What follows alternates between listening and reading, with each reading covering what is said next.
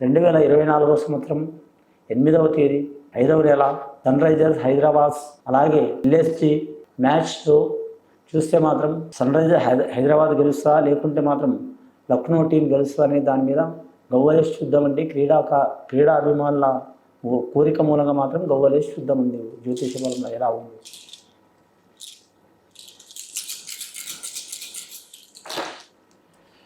4 ఓవర్లు పడ్డాయండి. 4 ఓవర్ల ప్రకారం చూడాలంటే మాత్రం ముఖ్యంగా మాత్రం ఎస్ఆర్ఎస్ టీం తరపు నుంచి మాత్రం ముఖ్యంగా ప్యాట్ కమిన్స్ సారథ్యంలో మాత్రం విజయవంతంగా దూసుకుపోయే అవకాశం ఉన్నది.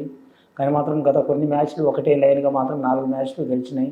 కొన్ని మ్యాచ్లు మాత్రం ఇబ్బందికరమైన పరిస్థితులు వచ్చినాయి. ఈ సీజన్లో మాత్రం అత్యధిక స్కోర్ చేసిన టీం ఎస్ఆర్ఎస్ హైదరాబాద్ అండి. అలాగే మాత్రం లక్నో టీం కూడా మాత్రం దుర్భేద్యంగా ఆడుతుందండి.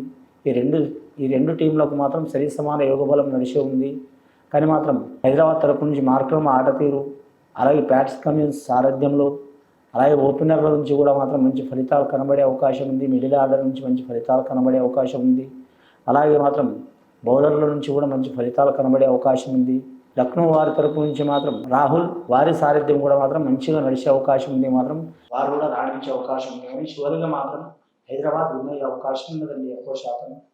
కానీ ఈ మ్యాచ్ ఏ మ్యాచ్ అయినా సరే, ఎవరి మ్యాచ్ అయినా సరే, హైదరాబాద్ కావచ్చు, ఈ 10 టీంలో ఏ మ్యాచ్ అయినా సరే మాత్రం ఈ క్రీడా స్ఫూర్తిగా తీసుకోండి. ఈ ఆటను క్రీడా స్ఫూర్తిగా తీసుకోండి. సీరియస్గా మాత్రం తీసుకోకండి. మనం ఎస్ఆర్హెచ్ చాలా వరకు మాత్రం అందరూ సమిష్టంగా రాణించే అవకాశం ఉంది. అలాగే లక్నో తరపు నుంచి కూడా అందరూ సమిష్టంగా రాణించే అవకాశం ఉందండి. కానీ మాత్రం చాలా వరకు మాత్రం హైదరాబాద్ టీమ్స్ మాత్రం గెలిచే అవకాశం ఉండదండి. కానీ మాత్రం అలాగే లక్నో టీం కూడా మాత్రం చివరి వరకు రాణించే అవకాశం ఉందండి. కానీ మాత్రం ఈ 2 టీంలనే కాదు, 10 టీంలు ఏ టీం అయినా సరే గెలిచినా ఓడినా ఈ ఆటని క్రీడా స్ఫూర్తిలో తీసుకోవాలని నా మనమే అండి. సీరియస్గా మాత్రం తీసుకోకండి.